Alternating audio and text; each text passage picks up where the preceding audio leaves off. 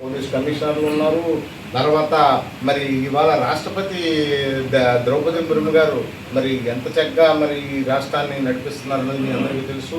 ప్రత్యేకించి ప్రతి ఒక్కరు కూడా మరి ఈరోజు ఈ విషయాన్ని ఒక్కరోజుతో చెప్పుకునేది, ఒక్కరోజు మిమ్మల్ని గౌరవించుకునేది కాదు, ప్రతి నిత్యం కూడా గౌరవించవలసిన విషయం. ఎందుకంటే మీ తాలూకా శక్తి సామర్థ్యాలు ఇవాళ భారతదేశమే కాదు ప్రపంచ వ్యాప్తంగా కూడా మంచి ఉన్నత స్థాయి నుండి ఉన్నత స్థాయికి వెళ్ళింది.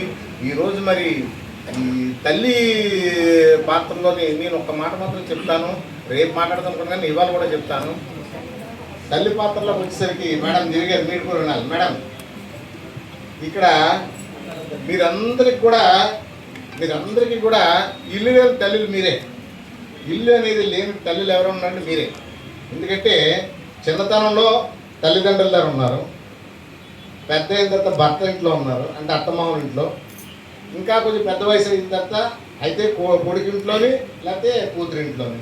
కానీ మీరు మీ జీవితాన్ని ఎలాగంటే ఒక కర్పూరంలాగా, ఒక కొవ్వొత్తులాగా మీ జీవితాన్ని పూర్తిగా త్యాగానికే మీరు నిదర్శనం.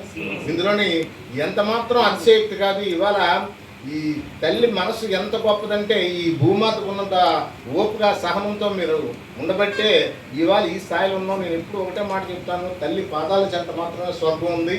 తల్లిని గౌరవించేవాడు, ఆడవాళ్ళని గౌరవించిన వాళ్ళు ఉన్నత స్థాయికి వెళ్తారు. ఎవరైతే తప్పు చేస్తారో వాళ్ళు అధోగతి పాలైపోతారని నేనైతే ఖచ్చితంగా నమ్మే మనిషిని. మరి నిన్న మొన్న మీరు చూశారు, ద్రౌపది ముర్ము కూడా ఖచ్చితంగా చెప్పారు, ఎవరైనా ఆడవాళ్ళ పట్ల తప్పు చేస్తే వాళ్ళకి మరణమే శరణ్యం అన్నారు. ఎందుకంటే ఇవాళ క్షమ లేదు, క్షమించకూడదు అని చెప్పారు. అది